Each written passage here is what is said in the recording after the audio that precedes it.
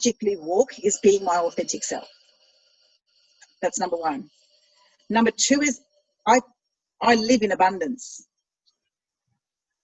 Everything for me is like there's an abundance of something, even if there's an abundance of darkness in the contrast of light. Yeah. Even if there is a chatter going on, there's abundance of everything. So for me, lack doesn't necessarily compute in my world. Yeah. I acknowledge it because I come by so many people who are still at the other side of that threshold of crossing over to that experience and that faith that is abundance. Yes.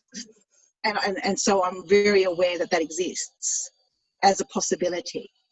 For me, though, if people were to come to me for any like guidance, whatever that is, it would be on a assumption that there is an acceptance that I live in a space of abundance. And it is not that I have all the worldliness that abundance is, perceivably, to measure as value and success and all of those things. Yeah, well, the materialistic things, yeah. Well, exactly. For me, to be joyful is the infinite space of abundance. Yeah. Because that's where my truth resides. That's what my heart is here pulsing to. Yeah. That's my music. That's my heartbeat. That's my essence, which for me is my essential ingredients for being a sustainable being on this planet at this time in human history. Yeah. So abundance. Then the other one is expansiveness, is number 3. Expansiveness allows me to know that I'm expanding into the infinite. Yeah. There is no separateness for me. So again, and expansiveness is in that same frame of reference as capacity. Okay. Because so my capacity to be is always expanding and adapting also. So whatever environment I'm in, whichever country I'm in, whichever language I'm engaging with, whatever cultural boundaries respectfully I'm honouring, all of that is capacity, which comes into expansiveness. Because unless I know that that is a way of being for some, how can then I be authentically of service? Yes. So then number 4 for me is progressiveness. So to progress. To take that next step, to take that next step, to take that next step again. And then last but absolutely not least, it really is heartfulness in faith. Faith, yes. Absolutely. Because heartfulness is, and when I look at those 5 elements of Sally, all of them reflect spaciousness. Yes. Because without the space to be any of it, we feel confined and constricted. And how, again, is it timely that we're experiencing the confinement of us in terms of the spaces we are allowed to access right now? Yeah. However, in all amongst all that, we have that spaciousness that's expanding within us, which is just so beautiful. Okay, we're back. So, how did your journey of self-discovery and recognizing your power start then, Sally? At what age, probably, if we had to put a number, what was that age or what was that timing, which you kind of brought it to the forefront rather than playing on the back foot, if you know? Oh, absolutely. That's an amazing question, really. And for me to be really true to who I am, I've always questioned.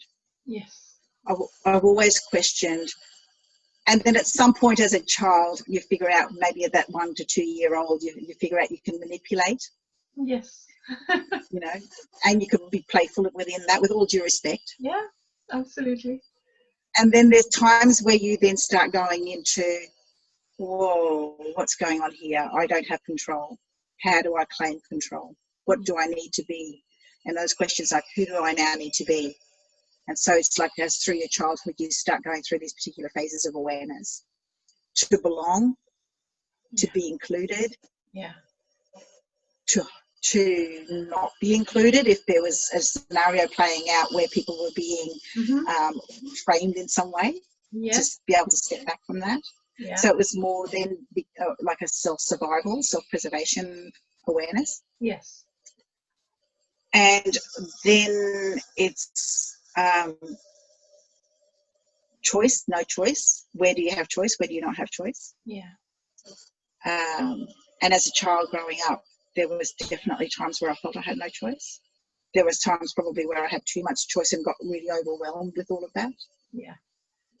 Being the firstborn too, I think, has its own implications around all of this. Absolutely. Expectations and all of that. And then cultural background from an Indonesian family growing up in Holland, all of that. Yeah. So as people will relate. Then the passing at 7 years old, and lots of different things. The birth of my brothers, particularly, one when I was 3, another one when I was 5, and I wasn't the centre of attention anymore. So how do I vie for that? Yeah. From having to be responsible to being more responsible, not just for myself, but then for my siblings. Yes. And all of those sorts of things. That all started playing out. So I feel like I've been having this conversation with myself for a long time. Yeah. It's like if I know that that's been my path. Yeah. If somebody was to ask me, you know, I remember this literally, and it's so fresh in my memory. It's like it's just taken place yesterday. So I'm 13 years of age. It's summertime, and I've had a nap. You know, in the afternoon, because heat gets too much in India and you're not allowed to come out, you know, while that period of peak sun is there from 11 till 4. And I've always loved sunsets and sunrises, you know, so I'm always being connected with the nature. It's like, you know, and growing up in India, the place where I come from used to be a very small town surrounded by valleys all around, mountains. So you get to see the most amazing, you know, sunrises. You get to see the most amazing sunsets, the most vibrant colors you can imagine. Yes. You know, with your imagination, you let your imagination run, and the sky has been painted with that brush by, you know, God. And he's a beautiful painter, we know that. Absolutely. And then add in, you know, bird songs. And there's a particular bird in India which literally, it's as if, you know, it's called nightingale. When it sings, it's the most melodious bird sound you have ever heard in your life. And it's, you know, all of that incorporated, and I'm sitting and watching a sunset, and literally this thought enters my head as if, you know, it's being shot in. What is this, what your life is, or is there more to life? What is your purpose to life? And I, being a 13-year-old who has grown up, you know, being very shrouded from the outer world, very, you know, it's like almost I've been brought up until that age and beyond, wrapped in cotton wool. Because being the eldest girl after, you know, 35 odd years in the family, in between all boys, I was very protective, complete tomboy, because the only people I had to look up to were boys. Climbing trees, you know, doing all the boy things was like complete normal to me. So the girly bits were there, but, you know, very overpowered by the tomboyish person. And literally I took this question to my grandmother.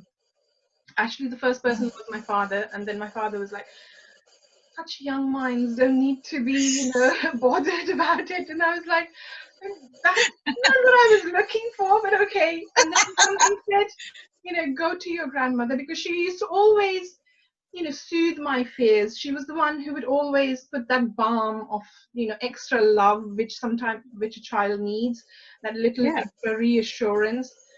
And she just told me one simple thing, which I've never forgotten.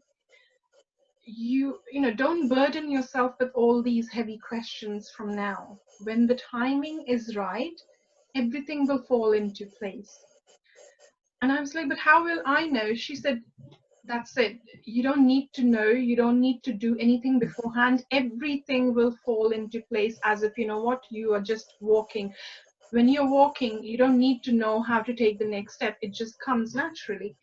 That is how life will be, and that is how your questions, you want to call it, your fears, your, you know, curiosity, whatever you want to name it, all of that will be revealed to you in time. And my journey in the spiritual realm has been not just a straight line. It's been like, many know, it's never a straight line. It's like wave and then a dip to the lowest ebb, and then, you know, you rise up a little bit, and then you think, I've come out of it and I've mastered it. and then something else comes along and says, you know what, you haven't mastered anything by that. You know, let me show you the next step and the next lesson. So that's been my journey, and I've, you know, loved it. And now I accept it much more graciously, and Isn't that beautiful? much more with an open heart and a whole heart, you know, than I would probably when I was in my 20s and 30s, because at that point I was a very angry woman with whatever had happened in my life, with the life experiences. And I think it's only beyond year 30, you know, when I started to grow as a human being, you know, I've started to expand as a soul, and it's been a beautiful journey. And I wouldn't change anything in my life, not even one single incident in my life, because another beautiful lesson which my father gave me probably around the age of 14 or 15 was, if you ever regret anything in life, you have literally denied yourself